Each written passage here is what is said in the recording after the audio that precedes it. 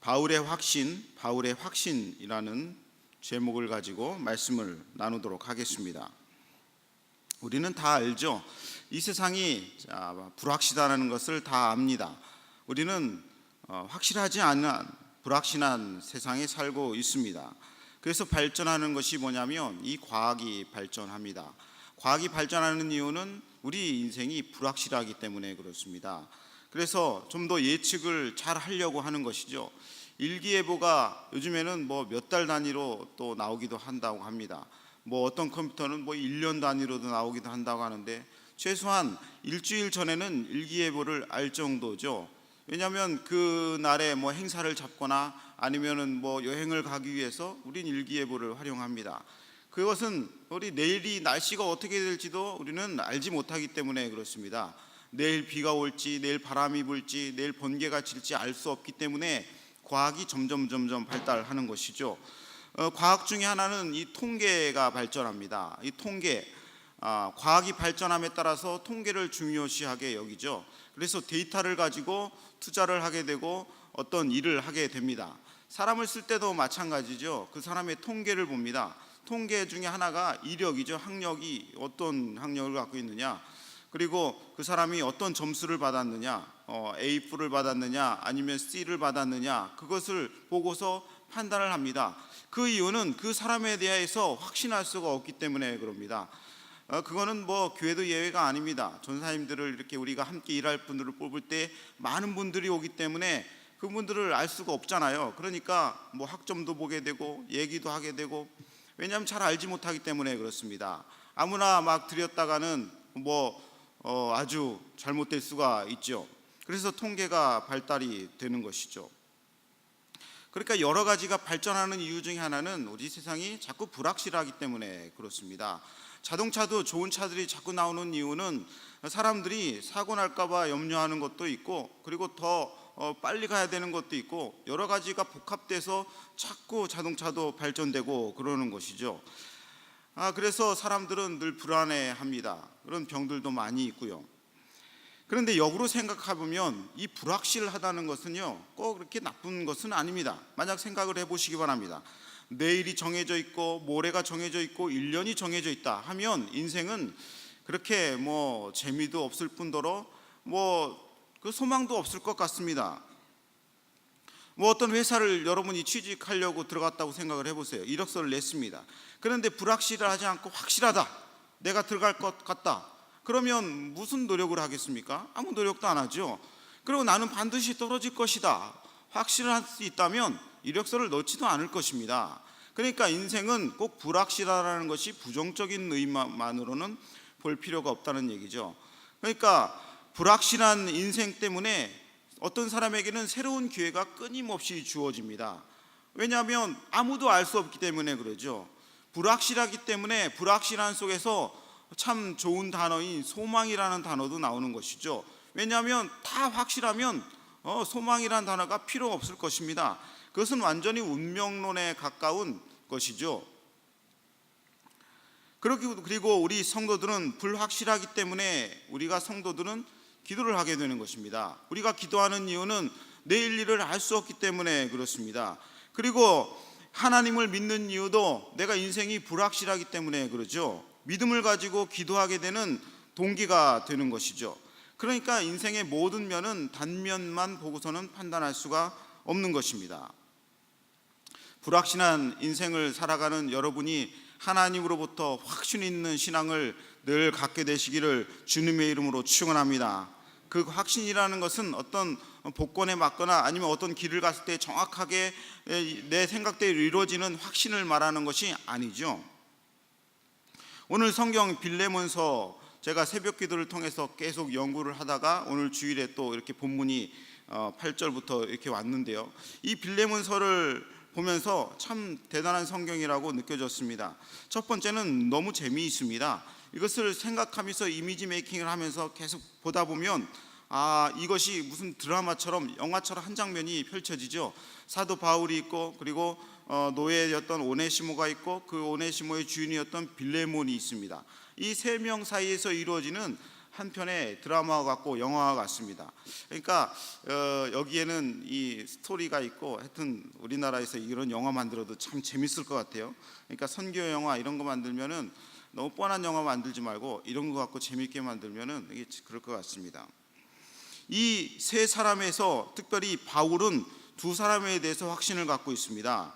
오네시모에 대한 확신이 있고 그리고 빌레몬에 대한 확신이 있습니다. 사도 바울은 사도잖아요. 그러니까 사도로서 하나님이 계시를 주시는 사도로서의 하나님이 주신 확신이 있다는 것이죠. 그건 무엇인지 살펴보면서 제가 서두에 대한 내용을 좀 더 계속해서 이끌어가면서 말씀을 나누도록 하겠습니다. 이 오네시모, 우리가 성경을 좀 잘 알기 때문에 굳이 배경에 대해서는 제가 얘기를 안 하도록 하겠습니다. 오네시모, 첫 번째, 이 바울이 오네시모에 대해서도 확신이 있습니다. 이 오네시모에 대해서 확신이 있다는 얘기는 얼핏 이해가 되지는 않습니다. 원래 오네시모의 이름의 뜻은 유익한 사람이라는 뜻입니다. 유익한 사람. 제 이름은 안병국, 편안한 안자, 그다음에 병자가 이게 잡을 병자, 국자가 나라 국자, 편안하게 나라를 잡는다. 이런 이름대로 될지어다. 오네시모의 뜻은 유익한이라는 뜻입니다. 각자의 부모님이 지어준 뜻이죠. 그러니까 종이었지만 부모님이 이 오네시모를 향해서는 참 유익한 사람이 되라고 이름을 지어준 것 아니겠습니까? 그런데 사도 바울은 뭐라고 얘기하냐면 11절에 보면 저가 전에는 내게 무익하였으나 그렇게 얘기를 합니다.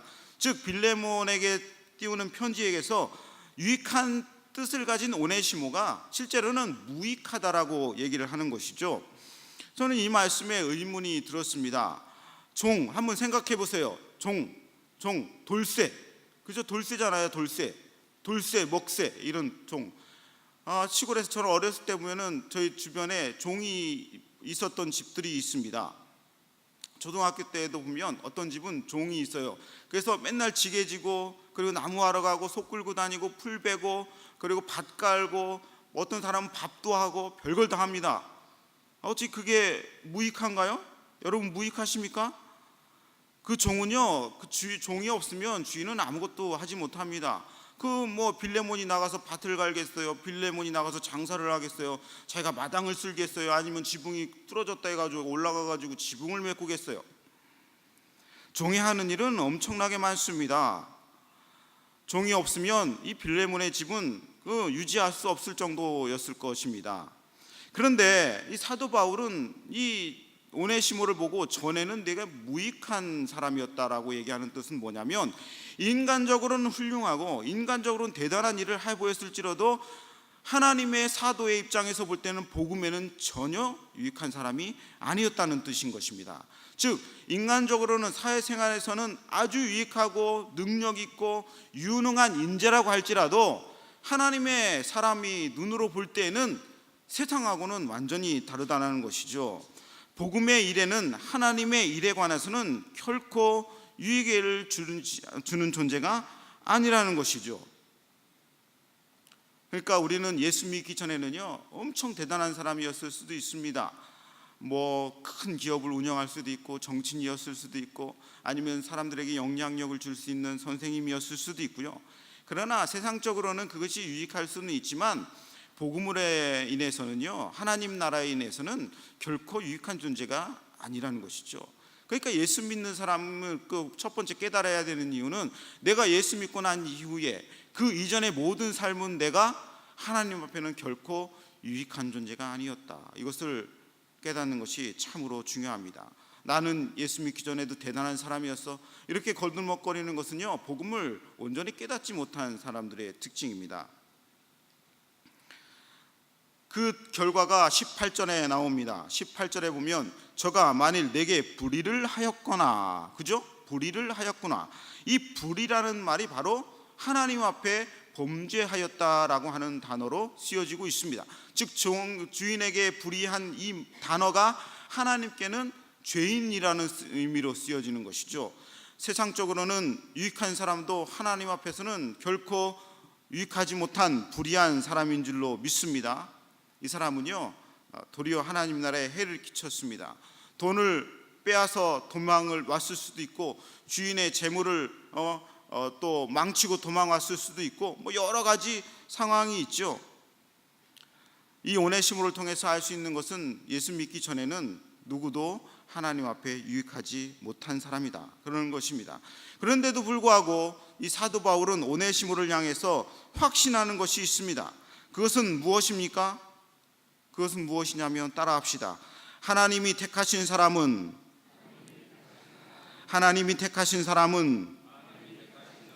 반드시 변화된다. 예, 그것입니다. 하나님이 택하신 사람은 반드시 변화된다는 확신입니다.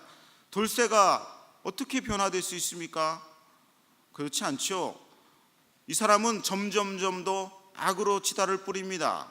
그러나 하나님이 택한 사람은 반드시 하나님이 복음으로 변화를 시킨다는 것입니다.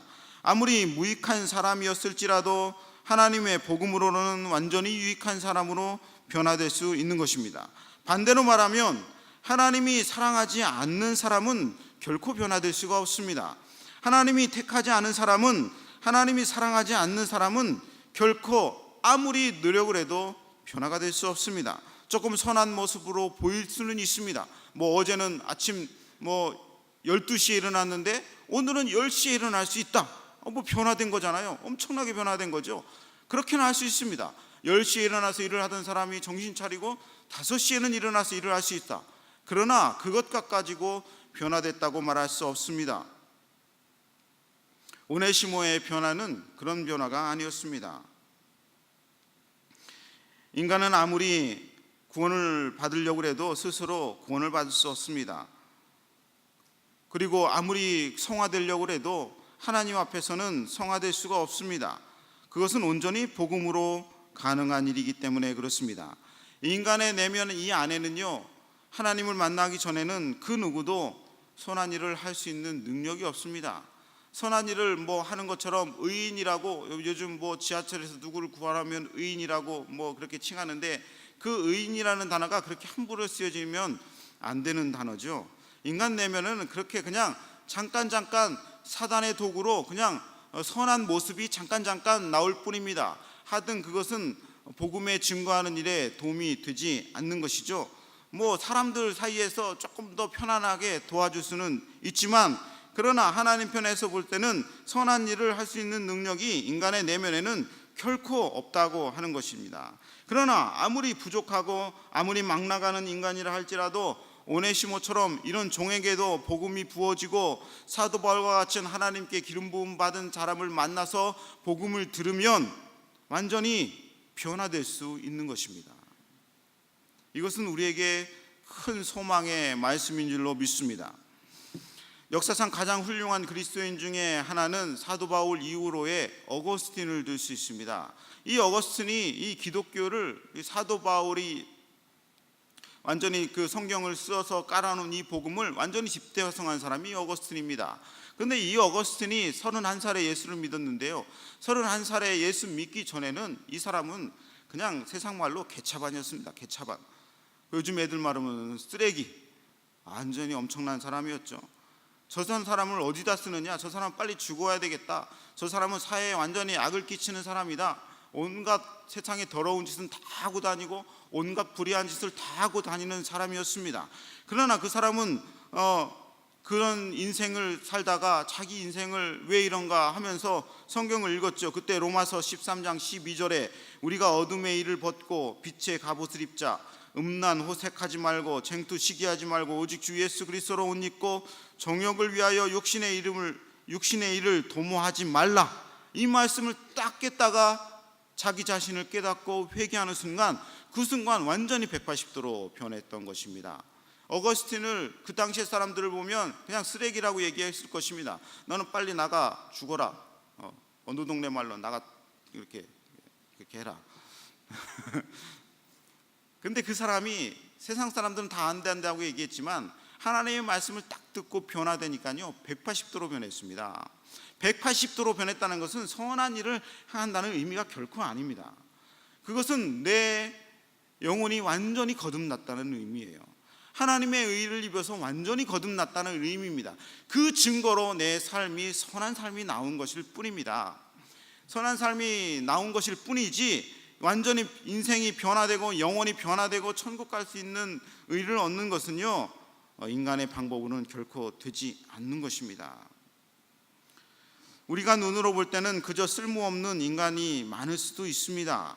오네시모도 그랬을 것입니다. 그러나 우리는 어떤 것을 믿어야 되냐면, 하나님이 택한 사람이라면, 하나님이 구원을 저 사람에게도 임할 준비가 되어 있다면 저 사람은 완전히 변화될 수 있을 것이다. 이런 믿음이 있어야 될 줄로 믿습니다.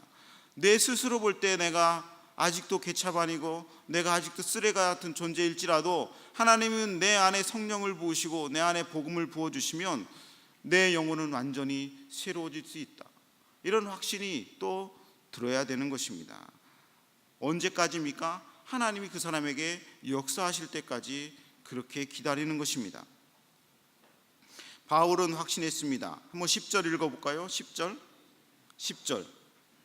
읽어봅니다. 시작. 갇힌 중에서 낳은 아들 오네시모를 위하여 내게 간구하노라.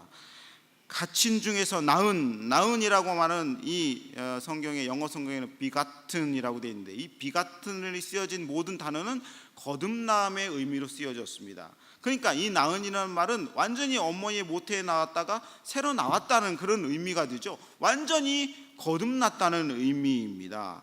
갇힌 중에서, 옥중에서 복음을 전해서 거듭나게 한 오네시모, 완전히 인생이 바뀌어지는 것입니다. 여러분, 하나님의 복음은 어떠한 사람이라도 완전히 바꾸어 놓을 수 있다는 사실을 우리는 기억해야 될 줄로 믿습니다. 그러니 복음으로 변화되는 일은 얼마나 기적적인 일이며 얼마나 대단한 일입니까? 나는 결심을 했어. 작심삼일이 아니라 결심을 했어. 인간의 결심은 그게 이루어지지 않습니다. 인간의 결심이 이루어지는 거 보셨어요? 나는 인간의 결심 갖고 1년, 2년, 3년, 10년 지속된다는 사람을 아직 본 적이 없습니다. 그러나 나와는 상관없이 하나님의 은혜로 변화된 사람은 내가 돌아가고 싶어도 돌아가지지가 않아요. 내가 과거의 모습으로, 내가 죄된 모습으로 돌아가고 싶어도 돌아가지지가 않아요.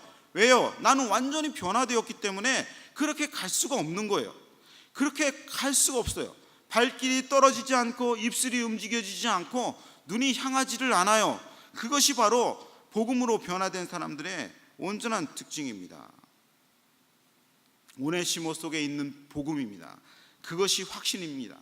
오네시모에 대한 확신이 아니라 오네시모 안에 있는 복음의 확신인 줄로 믿습니다. 오네시모에 대한 바울의 확신은 또 있습니다. 그것은 복음으로 변화된 사람은 이전과는 확실히 다른 삶을 산다는 확신이 사도 바울 가운데 있었다는 사실입니다. 그 증거가 이 8절부터 이후에 쭉 나옵니다. 무슨 내용이냐면, 상상할 수 없는 그런 짐을 오네시모에게 사도 바울이 져줍니다. 뭐라고 얘기하냐면, 오네시모야, 네가 이제 예수도 믿고 내 신복이 될 정도로 훌륭한 사람이 되었는데 네가 해야 될 일이 있다. 무엇인가요? 바울님, 목사님, 제가 무엇을 하면 좋겠습니까? 다 하겠습니다. 다 할 수 있는 신복이 되었습니다. 그런데 이 사도 바울이 뭐라고 얘기합니까? 빌레몬 집으로 돌아가라. 빌레몬 집으로 돌아가라는 거예요. 종이 어떤 존재입니까? 종은 소유물이에요. 소유물. 주인이 죽여도 아무 말 할 수 없고, 때려도 아무 말 할 수 없고, 팔아도 넘겨도 아무 말도 할 수 없습니다. 특별히 이 지역은 소아시아의 지역이 있는 터키에 있는 지역이에요. 유대 지역이 아니라는 말이죠. 그러니까 이 터키의 소아시아 지역은 그 당시에 바울의 로마의 속국에 있었기 때문에요, 이 노예는 인간 취급도 당하지 못했었습니다. 물론 이게 하나님의 땅에 있었던 유대족 속에 있었던 그런 종들은 좀 대우를 받았죠. 그러나 과거에 그 소아시아에 있었던 종들은 그냥 노예였을 뿐입니다. 그런데 그 집으로 다시 돌아가라는 거예요. 그 집은 어떤 집입니까? 가면 죽어야 되는 집이잖아요. 가면 죽고 맞고 그 사람한테 아니면은 다른 동네 사람들한테 얻어 터져 죽어야 될 그 집으로 돌아가라는 거예요. 그런데 변화된 오네시모는 돌아가는 것입니다. 자기 집으로 가는 거예요. 로마에 있으면 편한데, 사도 바울과 함께 있으면 편한데 가는 거예요. 이것이 변화된 사람의 결정적인 특징으로 나오는 것입니다. 이것에 대한 확신이 바울에게 있었습니다. 하나님의 사람으로 변화된 사람은 하나님의 말씀으로 그대로 행할 것이다. 이런 확신이 사도 바울에게 있었던 것입니다. 하나님도 여러분에게 그런 확신이 있는 줄로 믿습니다. 저 사람, 내 사람은 내 말씀대로 행할 것이다. 하나님의 말씀으로 뒤집어진 사람은 일생 동안 내 말씀대로 살 것이다 라는 확신이 하나님에게도 있고 주의 종들에게도 있는 것입니다. 그 증거가, 확실한 증거가 뭐냐면 그 오네시모의 품 안에 있는 편지인 겁니다. 편지. 이 성경, 빌레몬서. 뭐 크지는 않죠. 이사야는 두루마리가 막 에티오피아의 내시가 성경을 읽을 때 마차에 싣고 다니면서 읽었잖아요. 그런데 이 오네시모가 들고 있는 이 빌레몬서는 작을 거예요. 이번은 2마리. 그래도 이거 요즘처럼 이런 주보 같은 이렇게 넣는 편지는 아니었잖아요. 양피에 기록되어 있었으니까. 그러니까 이런 두루마리를 하나 이렇게 뒤에 메고 이제 가는 것이죠. 이것이 무엇입니까? 이것이 성경이에요. 성경. 그냥 편지가 아니라니까요. 그러니까 사도 바울은 지금 하나님으로부터 영감을 받은 이 성경을 그 못됐던, 그 무익했던 사람에게 맡기고 주는 것입니다. 사도 바울의 확신이 여기에 있었던 것이죠. 예수 믿고 변화된 오네시모는 확실히 믿을 만한 존재이다. 여러분도 하나님을 믿고 하나님을 따른 이후로는 확실히 믿을 만한 존재인 줄로 아시기를 바랍니다. 내가 볼 때는 내가 확실히 믿을 만한 존재가 못 돼. 내가 내 속에 있는 것을 볼 때는 알잖아요. 아무도 모르지만 자기는 알잖아요. 나는 여전히 믿을 만한 존재가 못 되다는 것은. 그러나 그 확신은 나 안에서 나오는 것이 아니라 하나님으로부터 오는 것입니다. 오네시모는 자기를 못 믿었을 거예요. 내가 종이었는데 그 집에 가다가 도망갈 수도 있고 가다가 안 갈 수도 있고 그럴 수 있는데, 그러나 사도 바울, 외부에서는, 바깥에서는 성령은 나를 확신하는 거예요. 하나님은 나를 확신하시는 것입니다. 여러분 스스로를 믿는 것이 아니라 여러분 안에 있는 하나님에 대해서 확신하시기를 바랍니다. 첫 번째는 오네시모에 대해서는 복음과 그리고 복음으로 변화된 사람에 대한 확신이 사도 바울 가운데 있었습니다. 우리도 그런 존재라는 것이죠.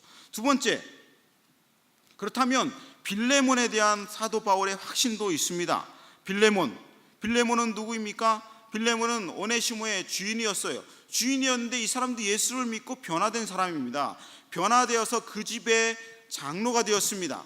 장로, 어떤 사람은 목사라고 얘기하는데 그때 당시는 구분이 별로 없을 수도 있어요. 그러나 에바브라가 그 교회를 세웠기 때문에 에바브라가 목사님이었을 것이고, 이 아마 빌레몬은 장로님이었을 것입니다. 그리고 아비아라고 하는 이 빌레몬 장로님의 와이프는 이제 권사님이었을 것이죠. 그리고 아키뽀라고 하는 그 아들은 아마 이제 한창 크고 있는, 주의종으로 크고 있는 또 아들이었을 것입니다. 예수 믿고 그리고 교회를 세우고 있었던 이 빌레몬에 대한 바울의 확신은 무엇이냐면, 한번 성경을 볼까요? 21절 읽어봅니다. 21절 다 같이 시작. 나는 내가 순종함을 확신함으로 내게 써노니 내가 나의 말보다 더 행할 줄을 아노라. 그죠? 사도 바울의 어려움스럽고 부담스러운 말씀은 오네시모만이 아니었습니다. 이 사도 바울의 편지를 딱 본 이 빌레몬의 마음도 엄청나게 당황스러웠을 것입니다. 자기 생각과는 완전히 다른 것이잖아요. 이 마음 속에 이런 생각이 있었을 것입니다. 저 도망간 오네시모, 내 돈을 훔쳐갖고 간 오네시모, 내 재산에 해를 끼치고 간 오네시모, 어떤 죄를 지었든지 간에 우리는 알 수 없지만 저 무익한 종 오네시모를 내가 찾기만 해봐라, 죽여버릴 것이다, 이렇게 생각할 수도 있지 않겠어요? 왜냐하면 그 시대에 소아시아의 관습이 그랬었기 때문에 그럽니다. 분노로 가득했을 것입니다. 내가 저걸 다 찾아내리라. 어디로 갔는지 모르지만. 그런데 어느 날 아침 딱 보니까 문 앞에 오네시모가 딱 서 있네요. 찾으려고 해도 찾을 수 없었던 오네시모가 딱 있어요. 그럼 여러분이나 저는 무슨 생각이 듭니까? 저 왼수, 저 종, 쓸모없는 종, 저거 하나 없어도 내가 한 10냥이면 또 사올 수 있는데, 이렇게 생각할 수 있지 않겠어요? 뭐 그리스도인이었어도 뭐 그렇게 할 수 있었겠죠. 그런데 이 오네시모가 하나의 답안을 내밉니다. 편지죠. 편지를 보니까 사도 바울의 편지예요. 사도 바울의 편지를 보니까 몇 가지 내용이 나와 있습니다. 첫 번째, 그를 영접해 주라. 영접이 뭐예요? 임금님처럼 영접해 주라는 거예요. 그리고 그를 용서하라. 그가 무슨 죄를 지었든지 간에 용서하고 필요한 돈이 있으면 내게 주겠다. 그리고 그에게서 죄를 묻지 말아라. 때리지도 말고, 그에게 대해서 폄하하지도 말고, 질책하지도 말고, 분노하지도 말고, 이런 내용이 다 여기 안에 함축되어 있는 거 아니겠습니까? 거기까지는 이해해요. 오네시모를 형제로 대하라는 거예요. 형제로. 예전에는 종이었는데 형제로 대하라는 거예요. 형제는 무엇입니까? 피를 나는 형제, 임마 전마 막 하면서 막 형제잖아요. 형제. 같이 먹고 같이 뒹굴고 같이 얘기하고 같이 생각하고 같이 여행 가고 같이 기도하고 한 형제 아닙니까? 더군다나 바울처럼 대하라는 거예요. 바울처럼. 한번 볼까요? 16절, 17절 읽어봅니다. 16절, 17절 읽어봅니다. 시작. 이후로는 종과 같지 아니하고 종에서 뛰어나 곧 사랑받는 형제로 둘 자라. 내게 특별히 그러하거든 하물며 육신과 주 안에서 상관된 내게랴. 17절. 그러므로 내가 나를 동무로 할진대 저를 영접하기를 내게 하듯 하고. 사도 바울은 어떤 사람입니까? 사도예요. 사도. 하늘과 같은 분이에요. 저 밑에 보이지도 않고 내 소유로 여겼던 무익한 종을 사도 바울과 같은 동등한 지위로 대접하라는 것입니다. 여러분은 할 수 있습니까? 저는 못할 것 같아요. 솔직히 말하면 잘 못할 것 같아요. 잘 못할 것 같아요. 지금도 잘 받아들이지 못하는 사람이 있는데, 그러나 빌레몬 대단합니다. 대단해요. 그리고 그 편지를 보고 아멘했습니다. 아멘했고 받아들였습니다. 이것이 바로 사도 바울의 확신입니다. 그 오네시모는 갈 것이다. 죽음을 무릅쓰고 갈 것이다. 그리고 빌레몬은 뭐예요? 그 무릅쓰고 간 그리스도인의 변화된 사람을 하나님의 종이 말하면 받아들일 것이다. 하나님이 말씀하시면 받아들일 것이다. 생각과는 맞지 않고, 풍습과는 맞지 않고, 이치와도 맞지 않고, 온 사람이 다 욕할 수는 있어도 그 사람은 받아들일 것이다. 이런 바울의 확신이 빌레몬에게 있었다는 사실을 기억하시기를 주님의 이름으로 축원합니다. 그게 쉽다고요? 결코 쉽지 않습니다. 우리 알잖아요. 결코 쉽지 않다는 것은. 사도 바울은 빌레몬을 위해서 그래서 친필로 쓴 것입니다. 친필로. 사도 바울이 친필로 썼다고 하잖아요. 의심하지 않도록, 오네시모가 변화된 사람이라는 것을 확실히 믿도록, 눈도 안 보이고 안질이 걸리고 등은 꼬붓고 찬바람 불고 간질도 걸린 사람이 그것을 옥중에서 친필로 써서 보냈습니다. 그 친필을 보고 빌레몬은 사도 바울이 쓴 것을 확신했고, 그리고 사도 바울이 말하는 것을 그 사람은 다 받아들였습니다. 참 얼마나 극적인 장면입니까? 우리 그리스도인들의 관계는 다 이래야 될 줄로 믿습니다. 이 확신대로 빌레몬은 오네시모를 받아들이고, 오네시모는 변화된 사람으로 자기가 해야 될 일을, 그리스도인으로 해야 될 일을 하고, 사도 바울은 억지로 하지 아니하고 그 사람에게 친필로 편지를 써서 권면함으로 목회자의 모습을 확실히 보여주었던 것입니다. 그래서 빌레몬이 동역자가 될 수 있는 것입니다. 1절 보니까 그리스도 예수를 위하여 갇힌 자 된 바울과 및 형제 디모데는 우리의 사랑을 받은 자여 동역자인 빌레몬과, 그죠? 동역자 빌레몬. 그래서 빌레몬이 동역자가 되는 것입니다. 사도 바울의 훌륭한 동역자가 되고 이 신약 성경의 한 면을 확 차지하는 위대한 사람이 될 수 있었던 것입니다. 내 생각과는 맞지 않을지라도, 내 생각과는 다르고 하나님 말씀이 부담스럽고 어려운 일이라 할지라도 내가 하나님의 말씀이기 때문에 내가 마음에서는 거꾸로 나오지만 아니다, 내가 받아들이겠다, 순종하겠다, 그리고 더 하겠다, 이런 자세를 지니고 그대로 했을 때에 하나님은 이 사람을 엄청 높여 주신 것이죠. 우리는 이런 사람들이 옆에 함께 있다고 하는 것을 귀하게 여겨야 될 줄로 믿습니다. 한번 옆에 분 보세요. 얼마나 귀한 동역자입니까? 한번 따라합시다. 귀한 동역자이십니다. 네. 하나님이 확신하는 귀한 동역자이십니다. 따라합시다. 아닌 표정이 대단하신 것 같은데, 뭐 나는 내가 볼 때는 아닌 것 같아도요, 하나님이 볼 때 그렇다는 거예요. 그러니까 뭐 내가 뭐 그런 자격이 있어요? 내가 그걸 불신할 자격이 있어요? 아니죠. 하나님이 그 안에 계시기 때문에 하나님이 그렇게 말씀을 하시는 것입니다. 하나님의 사람들은 기도하죠. 기도합니다. 기도하면 하나님, 내가 이런 어려운 사정이 있으니까 도와주세요 하잖아요. 기도하잖아요. 그러면 하늘에서 돈다발이 뚝 떨어지시죠. 하늘에서 갑자기 가방 돈다발이 뚝 떨어지잖아요. 그러십니까? 그런 경우는 한 번도 없죠. 제가 97년, 98년도에 이제 대학원을 다니는데 제가 이렇게 그런 고집이 있었습니다. 나는 내가 살겠다. 난 내가 먹고 살겠다. 향토 장학금은 안 받겠다. 향토 장학금 뭔지 아시죠? 부모님이 주는 장학금, 등록금, 그건 안 받겠다. 그렇게 결심을 했습니다. 쓸데없는 결심을 해가지고. 그래서 기도를 했어요. 내가 등록금이 없는 거예요. 6개월마다 등록을 해야 되는데 대학원 뭐 한 400만 원 가까이 되잖아요. 그때 벌써 한 15년 전, 15년, 16년 뭐 이렇게 됐는데 기도했죠. 기도했습니다. 기도하고 하나님이 등록금을 주시리라 믿었는데 하늘에서 돈다발이 안 떨어져요. 통장을 봐도 갑자기 400만 원이 들어오질 않아. 이거 어떻게 해야 되나 했는데 전화가 왔어요. 생각지도 않았던 전화. 우리 작은아버지, 서울에서 조그만 사업하시는 작은아버지가 전화 왔어요. 등록금이 필요하다며. 그래요. 등록금이 필요하죠.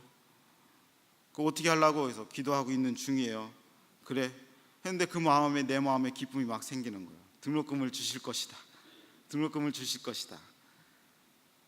그래, 내가 보증서 줄게.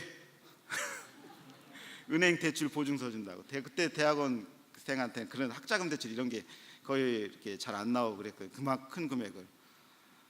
그래서 되게 좋았다가 근데 그게 도리어 기쁨이더라고요. 지금 봐도요, 그분에게 떳떳해요. 그분은 그냥 보증서 주고 저는 졸업하고 직장 좀 다니면서 한두 달 만에 다 갚아버리고 몇 달 만에 다 갚아버리고 뭐 그분에게 빚진 것도 없고 뭐 하기 때문에 제가 그냥 밥 사드리고 또 저도 밥 사고 너무 좋습니다. 그러니까 하나님의 사람들이 기도하는 거나 동역하는 모든 일은요, 옆에 동역자를 통해서 오는 것이지 하늘에서 그냥 뚝 떨어지는 것이 결코 아닙니다. 내가 하나님의 은혜를 입고 이때까지 살아왔다, 그렇게 고백하면서 동역자를 무시하는 사람은요, 아주 배은망덕한 사람입니다. 그 등록금이 없으면 누가 줍니까? 하늘에 떨어지는 것이 아니라 부모님이 주는 것이고 옆에 있는 사람이 주는 것이고 알 수 없는 사람이 주는 것이고 교회에서 헌금을 모아서 장학위원회가 주는 것이고 그렇게 해서 함께 하는 것이지, 나 혼자 독불장군으로 하나님의 은혜를 받고 하나님의 사역을 하는 것이 결코 아니라는 것이에요. 내가 뭐 잘났다, 내가 대단한 일을 했다, 내가 변화되었다, 내가 하나님의 큰 사역을 한다는 것은요, 다 주변에 이렇게 빌레몬과 같은 오네시모와 같은 동역자들이 있기 때문에 되는 것입니다. 그러니까 누구 앞에서든지 겸손하는 것입니다. 제가 예전에 그런 얘기를 들었어요. 어떤 사람에게 막 해대는 거예요. 내가 조금 위에 뭐 이렇게 좀 뭐 부유해지고 괜찮아졌다는 거예요.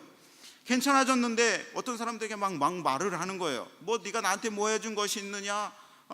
너는 뭐 별거 아니다 막 얘기를 하는데 제가 그 사람 뒤에서 하는 말을 들었습니다.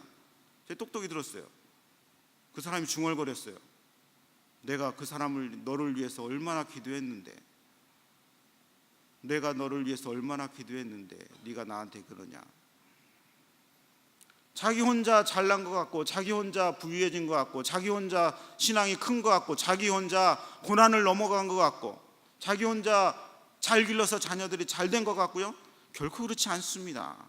사람은 혼자 광야에 버려질 수는 있어요. 예수 그리스도를 믿는 사람들은 광야에 다 버려질 수 있습니다. 그래도 살아남습니다. 왜냐하면 하나님이 택한 사람은 끝까지 천국까지 이끄시기 때문에요. 좀 먹지 못하고 입지 못하고 괴로움을 겪고 막 좀 우울증도 걸릴 수 있고 하지만 하나님이 끝까지 보호해 주십니다. 그러나 인생은 괴롭잖아요. 그런데 우리가 이렇게 괴롭지 않은 이유는 하나님이 동역자들을 보내주셨기 때문에 그렇습니다. 빌레몬의 집에 오네시모를 다 보내줬어요. 그래서 옛날에는 종이었지만 지금 형제가 되었습니다. 그래서 이 오네시모가 나중에는 에베소 교회의 감독이 될 정도로 위대한 하나님의 사람이 되었던 것이죠. 골로새 교회는 엄청 커졌고, 분명히 엄청 커진 이유 중에 하나는 오네시모가, 변화된 오네시모가 전도하고 동역하고 굳은 일은 다 했기 때문에 분명히 그랬을 것입니다. 여러분, 동역자에 대해서 확신을 갖기를 주님의 이름으로 축원합니다. 세 번째, 이 모든 구원의 역사를 계획하시는 궁극적인 하나님에 대한 확신을 기반으로 하고 있다는 것입니다. 여기에는 인물이 보이지 않지만은 등장하는 하나님이시죠. 15절을 함께 있습니다. 15절 함께 있습니다. 시작. 저가 잠시 떠나게 된 것은 이를 인하여 저를 영원히 두게 함이니. 그지? 15절 이 말씀을 그냥 읽으면 쑥 지나가요. 그런데 이 말씀을 깊이 막 10번씩 읽으면요, 여기에서요 누가 나타나냐면 하나님의 섭리와 계획하심이 툭 튀어나옵니다. 저가 잠시 떠나게 된 것은, 하나님이 저를 잠시 너네 집에서 떠나게 해서 로마까지 보내게 된 이유는 왜 그렇습니까? 이를 인하여, 이 이유 때문에, 무슨 이유입니까? 저를 영원히 두게 함이니, 저를 영원히 하나님의 소유로 만들기 위해서 하나님이 빌레몬의 집을 떠나서 로마까지 잠시 떠나게 하셨다는 얘기입니다. 잠시라는 얘기가 무슨 얘기입니까? 잠시라는 얘기는 곧 돌아온다는 얘기잖아요. 내가 잠시 갔다 오마 하는 얘기는 영원히 갔다 오는 얘기가 아니잖아요. 잠시 슈퍼에 갔다 오마, 집에 오마. 그러니까 하나님의 계획은 로마의 사도 바울을 통해서 복음을 증거하게 하시고 다시 빌레몬의 집에게 돌아오게 하셔서 영원히 머물게 하는 영원한 약속이 있었다는 것입니다. 이것을 우리의 눈으로는 볼 수 없는 것이죠. 배반도 많이 하지 않습니까? 동역자들이 세상을 배반도 많이 하고 그러기도 합니다. 그러나 그 배후에는 하나님이 다 계십니다. 하나님은 그 모든 계획을 이끌어가고 계시는 것입니다. 하나님이 사랑하시는 자들의 모든 인생 여정을 다 개입하고 계시는 것입니다. 그러면 하나님의 계획하심에는 흐트러짐이나 오류는 결코 없는 것입니다. 인간의 눈으로 볼 때는 잘못된 것처럼 보일지라도 하나님의 계획은 결코 흐트러지거나 잘못이 없다는 것입니다. 그렇다고 해서 이 오네시모의 죄가 용납된다는 의미는 아닙니다. 오네시모는 평생 죄인처럼 살았을 것입니다. 평생 빌레몬에 함께 있을 때에 죄책감을 갖고 살았을 것입니다. 그것은 당연한 일입니다. 우리가 누구에게 죄를 졌거나 누구에게 나쁜 일을 했으면요, 평생 죄책감을 살고 살아야 됩니다. 하나님이 나를 용서했을 것이니까 나는 아무 상관이 없다. 그런 태도는요, 아주 나쁜 태도입니다. 동역자에 대한 태도가 아닌 것이죠.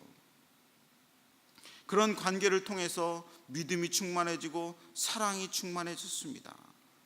그래서 사도 바울의 서두의 편지의 내용이 이렇게 시작되는 거예요. 4절부터 7절까지 읽고 말씀을 마치도록 하겠습니다. 4절부터 7절 이 장면을 생각하면서 보세요. 사도 바울의 확신을 생각하면서 읽어보시기 바랍니다. 이 골로새 교회가 어떤 교회가 되고 있는지. 시작. 내가 항상 내 하나님께 감사하고 기도할 때에 너를 말함은 주 예수와 및 모든 성도에 대한 내 사랑과 믿음이 있음을 들음이니, 이로써 내 믿음의 교제가 우리 가운데 있는 선을 알게 하고 그리스도께 미치도록 역사하느니라. 형제여, 성도들의 마음이 너로 말미암아 평안함을 얻었으니 내가 너의 사랑으로 많은 기쁨과 위로를 얻었노라. 이게 그냥 하는 말이 결코 아니라 사도 바울의 확신 가운데 오네시모를 향한 확신과 빌레몬을 향한 확신과 그것을 넘어서는 하나님의 계획에 대한 확신 때문에 미리 기도를 응답받는 기도를 하고 있는 것입니다. 하나님의 선한 사역을 향한 간구는 이미 이루어진 것이나 다름이 없습니다. 하나님은 우리의 간구를 반드시 응답하시는 분이시고 우리의 간구를 통해서 하나님의 교회를 더욱 든든하게 하시는 분이십니다. 하나님은 우리의 동역자를 더욱 귀하게 여기시기를 원하시고 그들을 통해서 우리의 필요를 다 채워주시는 분이십니다. 그래서 복음의 확장이 계속 이루어지는 것입니다. 오늘 이 아침에 안식일에 예배드리는 우리 모든 성도들에게 이런 은혜가 임하기를 주님의 이름으로 축원합니다. 아멘. 기도하겠습니다. 기도할 때에 하나님, 나도 이런 동역자가 되게 하여 주시옵시고 나는 나를 확신할 수 없지만 하나님은 나를 확신하며 빌레몬처럼 오네시모처럼 이렇게 여긴다는 사실을 확신하며 나도 이런 좋은 동역자들이 다 되게 하시고 이런 동역자들이 넘쳐나서 복음을 구원하는, 복음을 증거하는 일에 우리 교회가 더 크게 쓰임 받도록 도와주시옵소서. 이렇게 각자 기도하겠습니다.